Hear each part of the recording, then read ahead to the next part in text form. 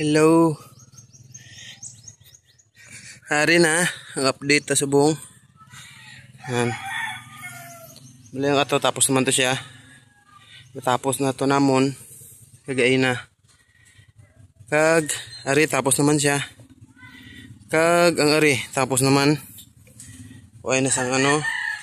Ari tapos naman siya, nagligad pa man eh. Ato tapos na siya. Kag ato. And then kasi kung maningala ka mo, abri na dire, iyan ay sa hagdanan. Preparation na siya sa hagdanan. Open na siya da, andire lang ang sirado. Nara. Kag-ari, tapos naman siya. Tapos, andito o, ara o, naara. Paana dito, nabrakita na siya. Ang ara, huwag siya na obrahan, kagang ari. Huwag siya na obrahan kagay na. Kay ang kahoy hapon na nag-abot. Haud to. Nan. Way ni siya na obrahan are kag-ara, way na obrahan. Kay ano oras na nag-abot ang kahoy tapos kasi gipaulan dire, basa pa yung mga trapalo. Ato galanag pagani ang dalan damo tubig. Kag isa pa nag-burn out. Amo nga wala na welding. Ato way na welding ara ari tanan way siya na welding kay ang focus ang tao kagay na nag-level dire, kuan siyang level. Igi-levelan na dire, halin dire ana didto. Pambutangan marker kag ato gipambutangan sa mga kahoy dayon.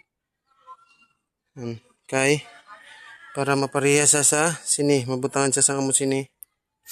Bali ang ari waiting na lang niya sa plywood. Kung saan mag-abot ang plywood. Para mabutangan na niya dire og hanig plywood. Para makabilyadahan na dayon. Kag mabuhusan. Bali ang bilin sa kahoy. Ari may mga kahoy pa man kami dire Nan. Tapos may kahoy pa po kami sa may sobra. Na nag-abot sa inilang hapon. Yan.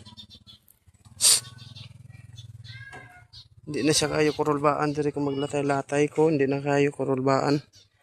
Damo na sang masangitan kung ikaso. Yan.